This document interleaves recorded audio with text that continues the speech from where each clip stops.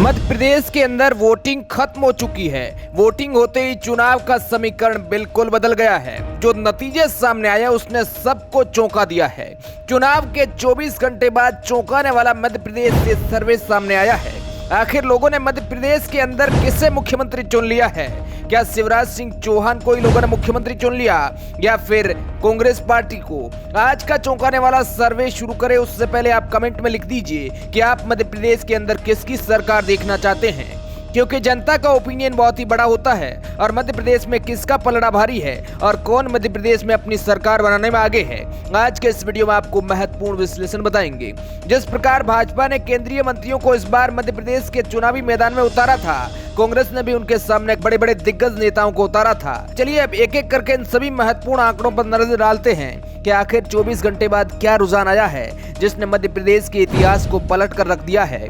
आखिर क्या कहती है मध्य प्रदेश की ईवीएम मशीन, क्योंकि उसी के अंदर मध्य प्रदेश का वर्तमान छिपा है। चलिए सबसे पहले बात करते हैं मध्य प्रदेश की राजधानी भोपाल से, जहां से कुल 7 विधानसभा सीटें आती है, जिसमें से 4 पर भाजपा और 3 पर कांग्रेस की जीतने का लोग अनुमान लगा रहे हैं। और अगर बात की जाए सीहोर की 4 विधानसभा सीटों की, जिसमें से 3 भाजपा के खाते में और केवल 1 कांग्रेस की तरफ जाने का अनुमान लोग लगा रहे हैं। मतलब कि सीधे तौर पर यहां पर बीजेपी आगे निकलती हुई दिखाई दे रही है। हालांकि 2018 की बात की जाए तो यहां पर चारों की चारों विधानसभा सीटों पर भारतीय जनता पार्टी ने अपना कमल खिलाया था, लेकिन इस बार 1 सीट का नुकसान देखने को मिल सकता है। वहीं बात की जाए मालवा की 2 विधानसभा सीट की, इन 2 सीटों में 1 कांग्रेस और 1 भाजपा ले जा सकती है। मतलब कि यहाँ पर दोनों के बीच टक्कर हो सकती है। सजापुर की 3 विधानसभा सीटों की बात करें तो जिसमें से 2 पर कांग्रेस और 1 पर भाजपा कमल खिलने की उम्मीद है। यहाँ पर कांग्रेस 1 पॉइंट से भाजपा से आगे हो सकती है।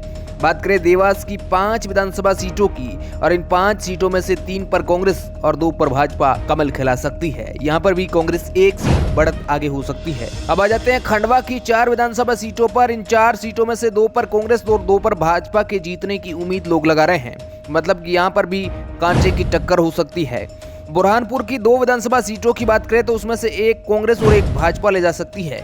बात की जाए खरगोन की 6 विधानसभा सीटों की, जिसमें से 4 पर भाजपा, 1 पर कांग्रेस और 1 अन्य के पक्ष में जाने की उम्मीद लोग लगा रहे हैं। मतलब कि सीधे तौर पर यहाँ पर भाजपा 3 पॉइंट की लीड बना सकती है, एक तरफ आगे निकल सकती है। बात करें बरवानी की 4 विधानसभा सीटों की तो यहाँ पर जिसमें से 1 कांग्रेस और 3 पर भाजपा के रहने की उम्मीद है। अलीराजपुर की 2 विधानसभा सीटों पर और इन 2 सीटों पर कांग्रेस के जीतने का अनुमान और भाजपा को बिना खाता खोले ही यहाँ से संतोष करना पड़ सकता है। बात करें झाबुआ की तो यहाँ पर 3 विधानसभा सीटें और एक बार फिर यहाँ पर तीनों की तीनों सीटें कांग्रेस के खेमे में जा सकती है और यहाँ पर भाजपा भी पछड़ती हुई दिख रही है। अब आ जाते हैं धार की 7 विधानसभा सीट पर, जहां में से 7 में से 6 पर कांग्रेस और 1 पर कमल खिलने की उम्मीद है और 2018 में भी कुछ ऐसा ही आंकड़ा देखने को मिला था। इंदौर की 9 विधानसभा सीटों की बात करें तो वहां पर 6 पर भाजपा और 3 पर कांग्रेस के जीतने की आशा है। हालांकि 2018 में यहां पर 5 भाजपा और 4 सीट कांग्रेस को मिली थी। इस हिसाब से यहां पर कांग्रेस को 1 सीट का नुकसान देखने को मिल रहा है। वहीं उज्जैन की 7 विधानसभा सीटों की बात की जाए तो कांग्रेस को 3 और भाजपा को 4 सीट मिल सकती है। यहाँ पर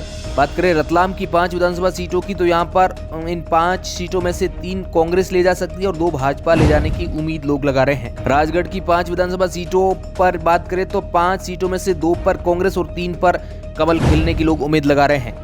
मंदसौर की 4 विधानसभा सीटों की बात की जाए तो यहाँ पर 2 सीटों पर भारतीय जनता पार्टी और 2 पर कांग्रेस आ सकती है। वहीं नीमच की 3 विधानसभा सीटों पर 3 में से 1 पर कांग्रेस आ सकती है और 2 पर कमल खिल सकता है। वहीं मुरैना की 6 विधानसभा सीटों की बात की जाए तो इन 6 विधानसभा सीटों में से 5 पर कांग्रेस और 1 पर भाजपा आ सकती, मतलब कि इस हिसाब से यहाँ पर कांग्रेस पॉइंटों में एक बड़ी लीड बना सकती है। हालांकि 2018 में यहाँ की 6 की 6 सीटों पर कांग्रेस ने जीत हासिल की थी, लेकिन इस बार कांग्रेस को 1 सीट का नुकसान मिल सकता है। अब आ जाते हैं श्योपुर की 2 विधानसभा सीटों पर, जिसमें से 1 पर कांग्रेस और 1 पर भाजपा जा सकती है, यानी यहाँ पर दोनों के बीच कांटे की टक्कर हो सकती है। आ जाते हैं भिंड जिले पर। भिंड के 5 विधानसभा सीटों में से यहाँ 5 सीटों में से 3 पर कांग्रेस और 1 पर भाजपा और 1 अन्य के खाते में यहाँ पर जाने का लोग अनुमान लगा रहे हैं। हालांकि 2018 में भी कुछ इसी प्रकार के आंकड़े देखने को मिले थे और इस बार भी कुछ यही आंकड़े दोहराए जाने की बात हो सकती है। अब आते हैं ग्वालियर की 6 विधानसभा सीटों की तो यहाँ जिसमें से 5 पर कांग्रेस और 1 पर भाजपा के जीतने की उम्मीद लोग लगा रहे हैं। हालांकि यहाँ पर कुछ आंकड़े चेंज होने की भी उम्मीद है,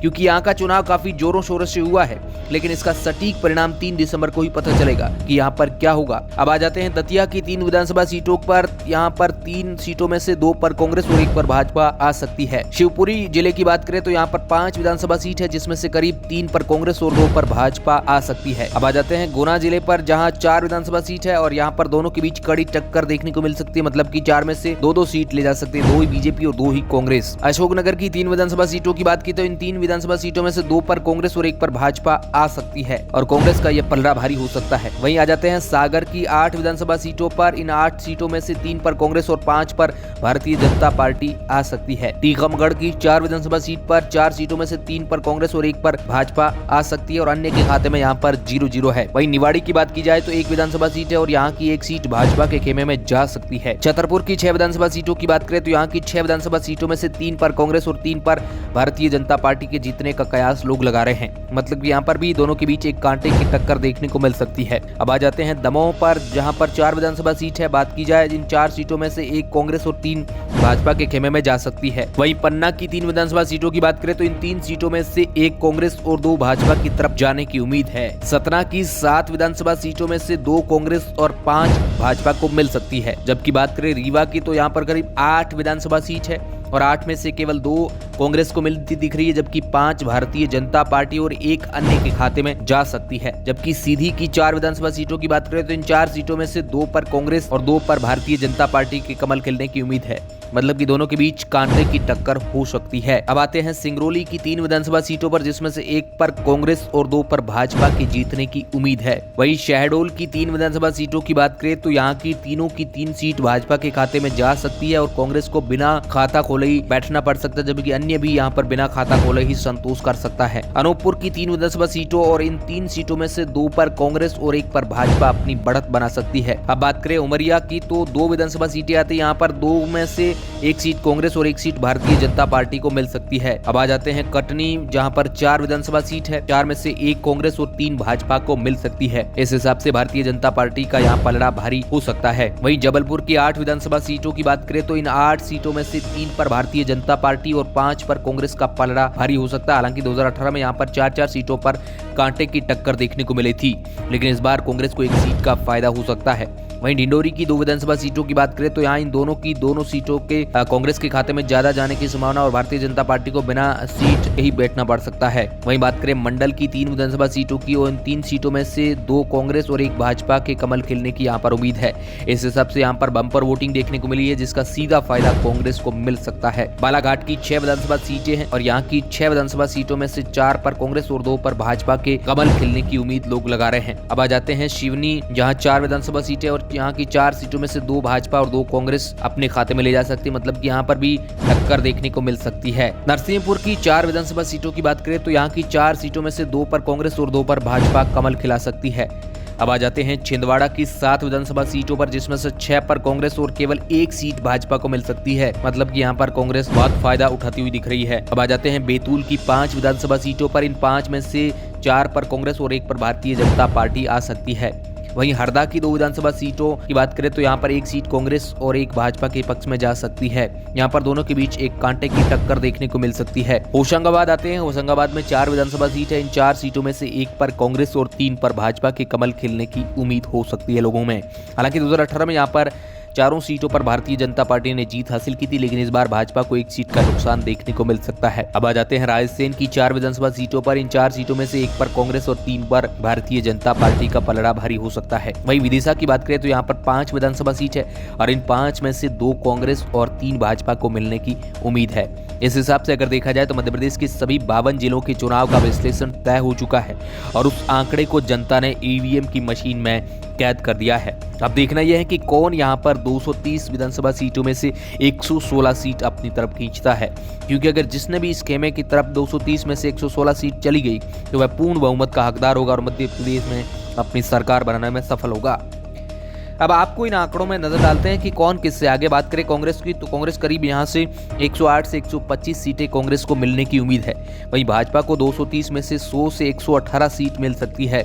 यानी एक प्रकार से देखिए तो दोनों ही बहुमत के करीब जा सकती है, क्योंकि दोनों के बीच कांटे की टक्कर हो सकती है और अन्य के पक्ष में देखें तो 3 से 5 सीटें अन्य के खाते में जा सकती है।